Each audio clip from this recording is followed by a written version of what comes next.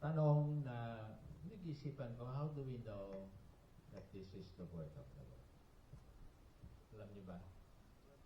Pag nagsimula sa wala. I think Bahandi Hall started with nothing. Alam natin yung lahat, paplano ganito, wala namang pera.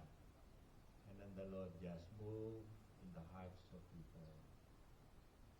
And amazingly, we see something we have never expected to happen in a very short time. So, ating i-dedicate ito sa Panginoon. I'd like to invite you, lay over your hands.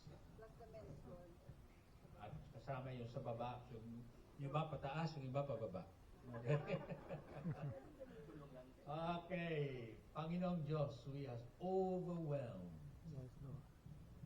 to see the display of your power and the fulfillment of this very important verse to us in our celebration of the 69th year of Faith Baptist Church, that you began a good work. Lord, many times we don't see how you start your work. You start this work in the hearts of people.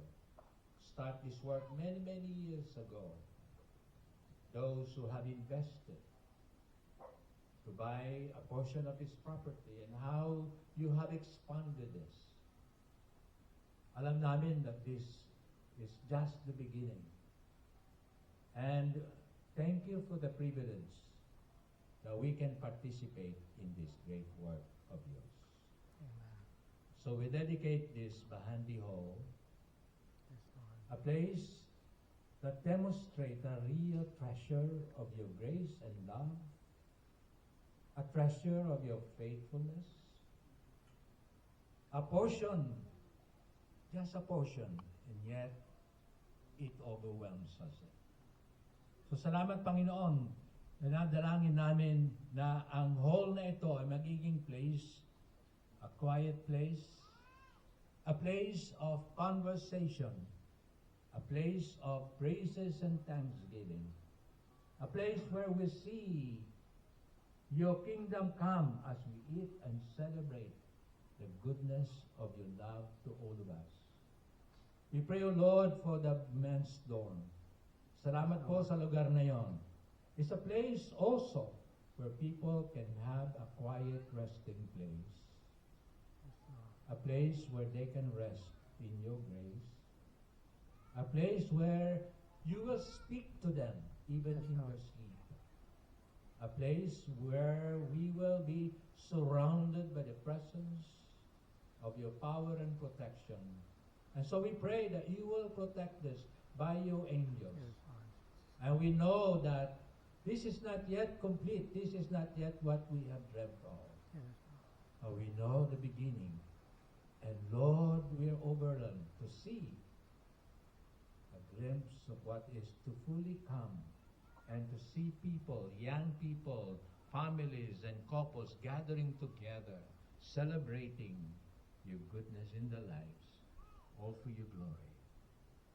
May this Bahandi Hall continue to inspire us as we continue, Lord, to do this project, this work that you have started many, many years ago. We will not be afraid to start something even if there is nothing. But because you have already shown that if it is your work and that we are willing to participate, you who began a good work in our lives will continue to complete it until you come. All for your glory. In Jesus' name. Amen. Amen.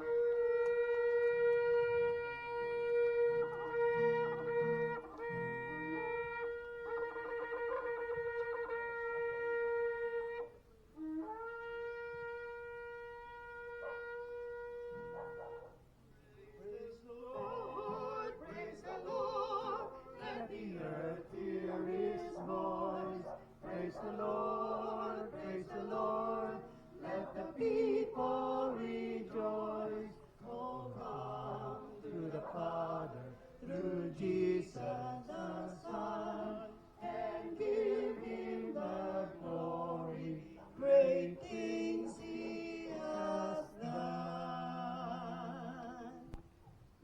about 45 minutes. We encourage you to visit the different facilities and structures that we have dedicated. Pati na yung mga kasitas, they were dedicated last year. At yung ladies dorm natin sa ilalim at yung kusina. Ang ating pong program ay may mga nakasamang prayer items. So tingnan nyo doon para hindi lang kayo look and see, but you know specifically what to pray for sa bawat structure na inyong sisilipin. Ang men's dorm po natin is not yet furnished. Baka hipuin kayo ng Panginoon, mag-donate kayo ng mga double-deckers, mattresses, or whatever. You see, the Lord is impressing in your heart, pray with an open heart. Let's go! Lunch will be served by 11:30.